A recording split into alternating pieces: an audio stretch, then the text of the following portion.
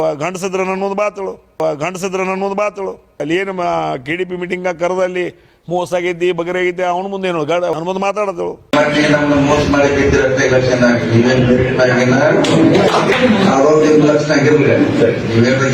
ಬಹಳ ದೊಡ್ಡ ಹಿಂಗ ಎಲ್ಲಿ ಮೋಸ ಆಗೈತಿ ಏನಾಗೈತಿ ಹೇಳ್ತಾನ ಇಂಜಿನಿಯರ್ ಕರೆಸಿ ಬೆದ್ದಾತಾವ ಯಾವ ಮಂತ್ರಿ ಇದಾವ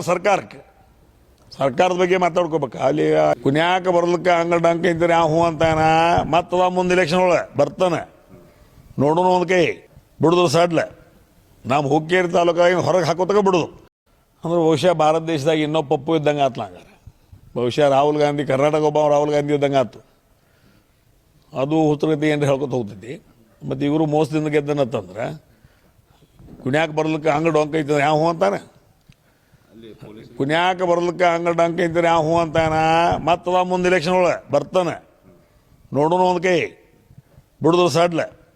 ನಮ್ಮ ಹುಕ್ಕೇರಿ ತಾಲೂಕಾಗಿ ಹೊರಗೆ ಹಾಕೋತಕ ಬಿಡುದು ಬೇಕಾದವ್ರಿ ಈಗ ಮಾನ್ಯ ನಮ್ಮ ಇಂಜಿನಿಯರ್ ಕರೆಸಿ ಬೆದ್ದಾತಾವ ಯಾವ ಮಂತ್ರಿ